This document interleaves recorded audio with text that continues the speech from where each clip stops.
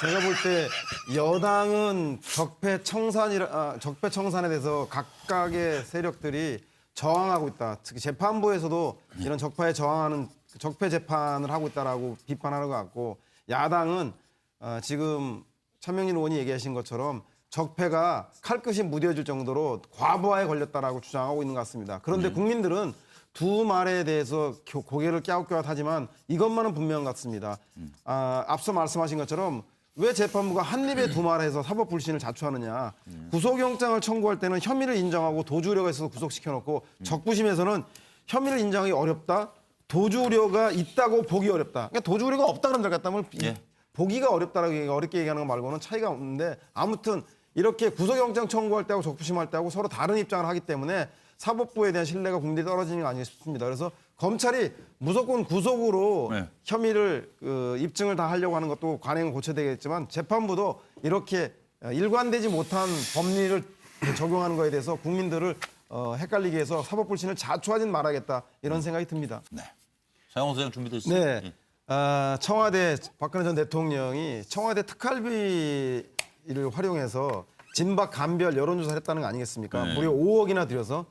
그건 아마 그 당시에 여당이 총선 승리에 대한 관심보다는 퇴임 이후에 진박 신당을 창당하기 위한 멤버들이 누군가에 대해서 충성심을 확인하기 위해서 연모좀 본 것 같고요.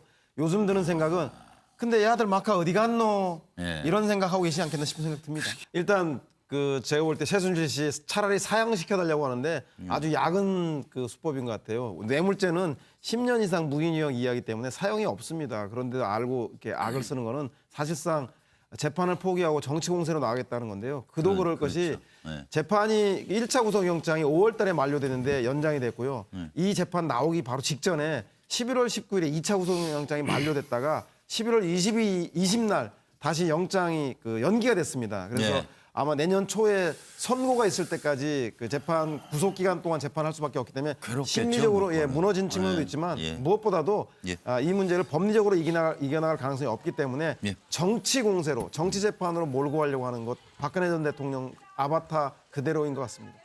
제가 볼 때는 우리 무협 영화의 마지막에 보면 부모님의 원수를 갚기 위해서 입산해서 사부님은 이런 얘기하면 마지막 내려갑니다. 더 이상 가르칠 게 없으니 그만 하산하라. 그 얘기는 뭐냐면 하산하려면 사부를 이겨야 되는데 사부를 베야 되는데, 저는 국정농단의 마지막 신의 모습이 아닌가 싶은 생각이 듭니다. 이게 보면 정윤회처럼 칼같이 떠났어야 하는 얘기는 뭐냐면 박근혜 전 대통령과 이별을 암시하고 있습니다. 즉 재판에서의 대통령을 버리고 자신의 안위를 구할 것인가 말 것인가, 이제 최순실 박근혜 사이에도 금이 가는 그 시작이 바로 이런 발언이 아닌가 싶은 생각이 듭니다. 늦더라도 지금이라도 떠나자. 네. 저는 오히려 이 강도 행각을 했던 사람의 범행 동기라던가 그 배우 이런 것보다는 우리 기억나십니까? 이모가 삼성동 2층 비밀금고에 평생 먹고 살 돈이 있다라고 장시호 씨가 증언을 한 기억이 나고요. 그럼 삼성동 2층을 가야지. 네, 그렇죠. 아니 그래서 삼성동 2층. 그다음에 또 하나는 이 미승 빌딩에 정유라가 사는 곳에 한 2억 정도는 있을 것 같다고 생각한 것들. 그리고 우리 최순실 씨가 독일로 도피할 때 막대한 자금을 가지고 나갔을 거라고 하는 것들. 이것들이 다 무엇을 가리키냐면 현재 국정원 특활비 40억 중에서 10억 정도는 박근혜 전 대통령이 청와대에서 개인적 용도로 내지는 청와대 수석과 비서관들에게 경력성 떡값으로 썼다는 게 밝혀졌는데 30억 가량이 지금 행방이 묘연하다는 거 아니겠습니까? 따라서 이 30억의 특활비 행방을 알려주는 암시가 아닌가. 그래서 검찰은 시급히 이 특활비 추적하기 위해서 최순실과 박근혜 전 대통령 주변을 압수수색하든가 해서 조치를 취해야 하는 것을 단적으로 알려주는 거 아닌가 싶은 생각이 듭니다. 서영호 소장 짧게. 네, 구속영장 청구 두 가지인데 혐의의 중요성을 입증하는 거하고 또 하나는 증거인멸의 우려인데요.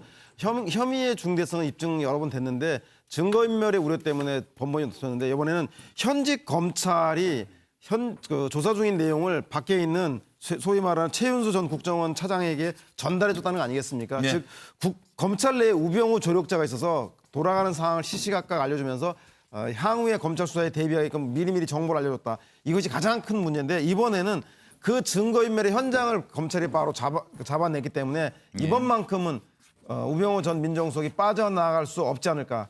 따라서 이번에 기습 내부자를 색출하는 것이 검찰의 가장 큰 공이라고 한다면 우병우 수석은 기습적으로 내부자를 두절시켜서 압수수색하는 걸 몰라서 당한 것. 그것이 우병우 수석이 가장 큰 그 실수가 아니었나 싶은 생각이 듭니다. 이번에 빠져나갈 수 없을 것 같다는 이번에 생각이 듭니다. 우병우 만약에 빠지고 나면은 적폐 수사 잘했다고 국민이 인정할 수 있을지 모르겠어요.